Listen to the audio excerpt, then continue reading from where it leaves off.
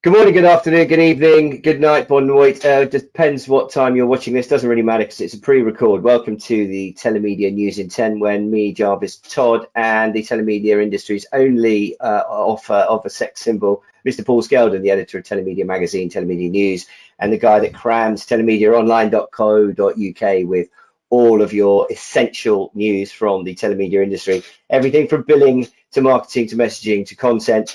He's the man, and that's why I'm going to spend the next 10 minutes asking him what really struck him about the news this week. So, cracking on, Paul. Carrier billing makes it onto television. Tell us about that, mate. Yes. Well, I've been looking at this for quite some time and sort of thinking that carrier billing is the ideal way to snack at sort of stream TV content. And finally, it's sort of starting to happen in the unlikely shape of Fishing TV here in the UK, who are working with our friends at Phonics. But yes, you can use carrier billing to subscribe to Fishing TV or to consume bite-sized chunks of their content. A bit of a winner, hook, line, and sinker, as it were. Oh, very good, very good. And of course, it is a massive market. You have no idea. Most people have no idea. I think it's the largest participation sport on the planet, isn't it? Fishing. Certainly is. Certainly is. It's like the old days of premium rate, where the biggest users of premium rate numbers were, in fact, bird watching lines rather than all the other things you might have thought. But yes, fishing, huge. So it's a massive market for it, and a really excellent example of carrier billing sort of being used for something really, very much 21st century. I agree. And one of the things I noted about that was, again, within the PR, it says when users select the carrier, this came from Fishing TV, when users select the carrier billing option, they are automatically identified by their mobile phone without having to input their number manually. Again, emphasizing just how easy it can be to engage and bill a consumer using good old carrier billing. I think that this again highlights the ease of using it versus probably the most obvious option that most merchants that weren't familiar with it would go with, which would be some kind of payment card or credit card. And again, the communications director said by increasing current payment options, we could drive more traffic to our content globally. So they see it as a way of actually increasing traffic, not just as a billing mechanism, but as a way of expanding their market. Yeah, totally, and that's more than outweighs any sort of additional costs of signing up to do it, because it's a whole load of people and a whole load of content sales you wouldn't have had otherwise. So yeah, it's a no-brainer in my book, which is why it's being used in Germany and Switzerland on sports channel DAZN, who are doing the same thing, getting people to pay for clips and highlights with carrier billing on mobile. Just it's the job it was born to do, in my mind. Well, and again, one of the things they said is it's designed to further simplify and streamline the customer experience. So the merchants that do decide to adopt DCB, I think, do it because they very clearly see the benefits. And I think that is the message that our clients, our customers, our readers needs to get out to market. And I think obviously part of our job, Paul, which hopefully we do pretty well. Moving on.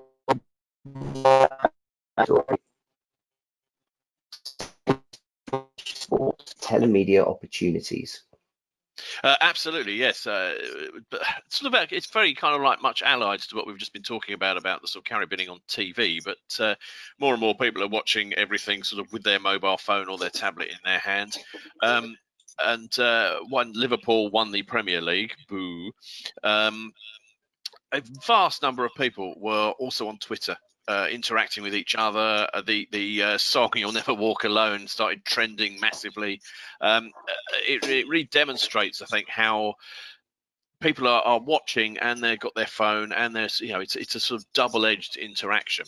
And for sort of gaming companies, gambling companies, it's an obvious sort of fillip for where they're missing out on live sporting stuff. I mean, because some sports are getting back in play, as it were, but without a live audience. But they have a live audience. It's just on Twitter and other platforms, and they need to leverage that. One way into that is going to be carrier billing, as we explored in our webinar last week and our Mythbusters white paper. So I think, again, we're going to see coming the other way, carrier billing starting to be a way of signing up people to play other games and gambling services around sport based on the second screening. Now, in homage to Liverpool winning the Premier League, wearing a Plymouth Argyle football shirt and sporting a 70s haircut. So it would be foolish for me not to mention that my team also got promoted this year, so come on the Argyle. But I've got a real problem with this story, a real problem. One of my pet hates is acronyms.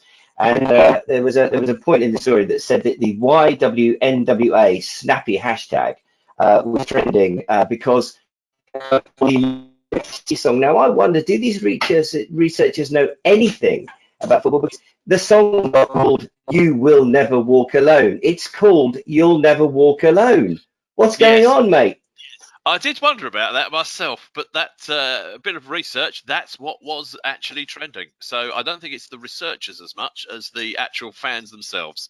But let's, Liverpool have a lot of fans outside of the UK. So it might well be that they are just much better at grammar than we are.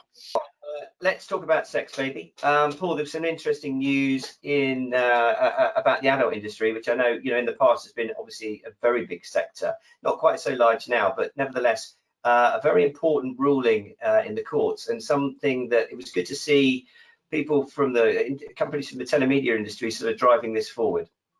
Yes, interesting sort of switch in perspectives, really. The government were going to sort of ban pornography in terms of the fact you had to have identify people by their age to let them access over 18 content, and then they sort of quietly dropped it. But this has brought about sort of a backlash of from within the telemedia industry, now badgering the government, in fact, taking them to court, saying that they need to do it because they've all spent a lot of time working on age verification services that are all GDPR compliant, don't store data, don't reveal who these people are, but work really well. There's quite a few of them, including our friends at Telecom too, who do vary me. There's a video on our site that's really good about that. And then they're taking the government to court to make them put the ban in. And it's interesting because in the same week that they took them to court, the French and the Chinese both managed to introduce age verification for adult websites. So there we are, lagging behind the French when it comes to l'amour. An interesting story, I thought, because it's usually the other way around. It's usually the government going after adult companies. This time it's back to front. Well, I agree, and I'm glad you brought up our good friends at Telecom too, because I also looked at that Bury Me video last night, and it's so simple. And one of the things that I really thought was interesting was that it says here it's a seamless solution for m-commerce. No documents required by your customer, no long or cumbersome forms to fill in, no personal data divulged.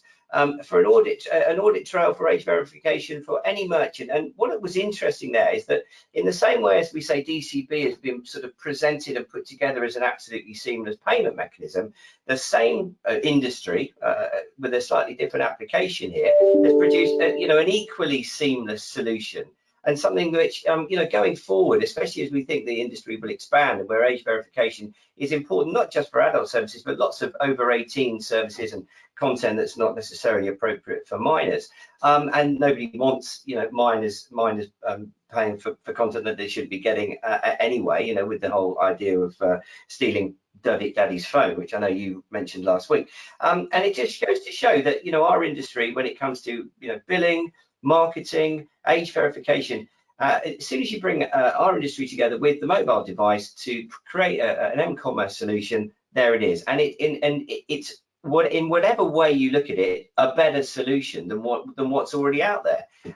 So I think, well done to the industry, and this is something that we should be shouting about a little bit more often. I think so, and I think getting it sort of out there around adult content is a good way of getting it sort of established as a just a norm for using the internet, because I think it is sort of a seamless approach. It does provide an audit trail, and it can protect merchants of all kinds, not just in the adult industry, from all sorts of fraud. And it's to be applauded. And again, it's just baffling that the whole idea got dropped by the government in the first place. I know they've got other things in their hands currently, but I think this is quite important, particularly with loads of kids at home, like you say, borrowing daddy's phone, getting up to all sorts. So how's this going to go? Is it now going to be adopted across the board? What's the actual implications of the ruling in terms of from? Well, there is no ruling. There is no ruling. They've just taken them to court. Literally last week, they filed a petition in the High Court to take the government to court, saying that it was illegal. They couldn't just drop their plans because a lot of work had gone into it hitting a certain deadline, and this was now entrenched in UK law. So we'll have to wait and see. It'll be many months, I imagine, but it would be interesting to see where the court case gets to over the summer. Well, no doubt we'll be picking that up at some point over the next few months. So keep an eye and an ear out for that. Well, that just about wraps up our 10 minutes. You're off on holiday, I think, mate. I am off on holiday, but we will be getting together, I think, in 2 weeks' time, despite being on holiday, to chew some more fat. So I'm off to get my sandals on and sit outside in the rain. So, well, I'll say is ciao, Bella. Ciao, Bella, indeed. See you soon. Well, see you in a couple of weeks. And remember, you will never walk alone.